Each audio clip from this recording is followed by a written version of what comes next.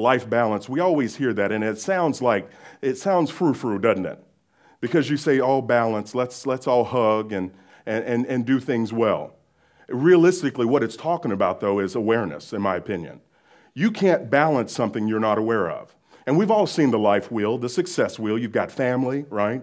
You've got career, you've got social, you've got community, you've got spiritual. And on that, you're looking at it, and you're supposed to do things very well in all of these areas. To me, it's not realistic.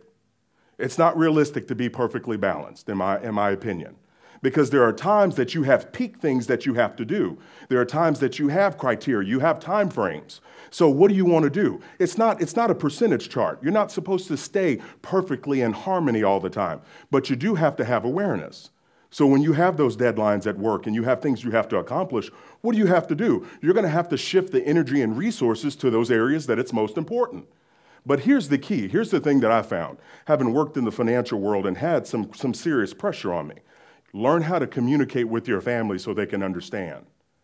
Get their buy-in on that and what's going on for you so you can let them know. My costly mistake was I wouldn't tell my wife that I was dealing with pressure.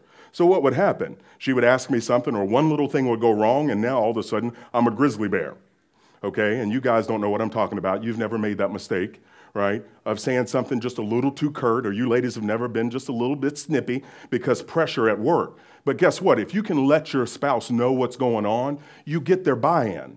They have an opportunity to say, you know what, I do understand you have this deadline. We've all come home with two briefcases and 3 deadlines, pressure cooker. So what do you do with that? I literally tell people, if you're trying to understand where you are in balance, run a diagnostic.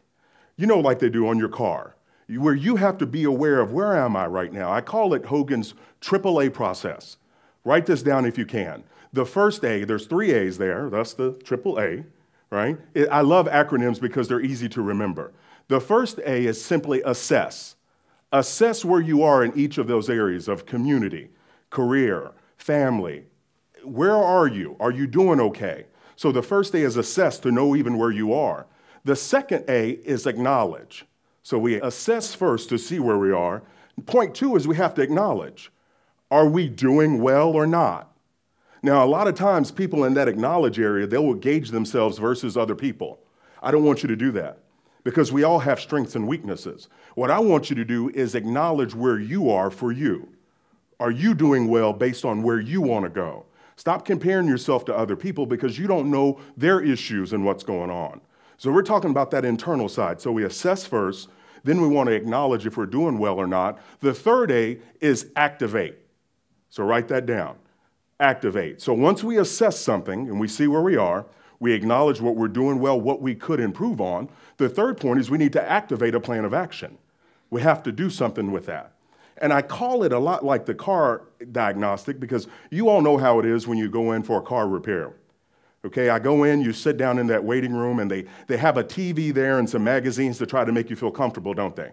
Okay, but we all know what's coming. Right? We all know. You're sitting there wondering how much of your life savings are you going to lose today, right? And you're sitting in the waiting room, and what do?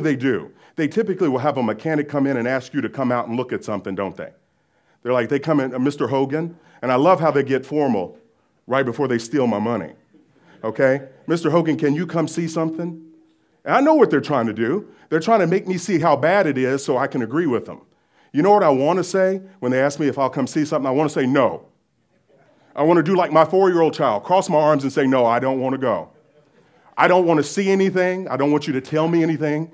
If you tell me what's wrong, I want you to tell me that my wife did it and she should be sorry, okay? She should be really sorry. And that whatever fix it is, it was so cheap and so easy that you just decided to do it for free. That's what I want you to tell me. And me and my money can go on our way. That's what I want them to tell me when they run their diagnostic on my car. But you and I know that doesn't happen, does it?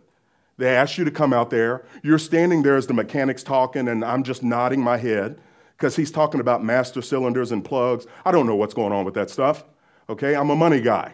That's what I do. And it's almost like the Charlie Brown teacher. You all remember in Charlie Brown? When the teacher talked, what did you hear? Wah, wah, wah, wah. That's all I heard.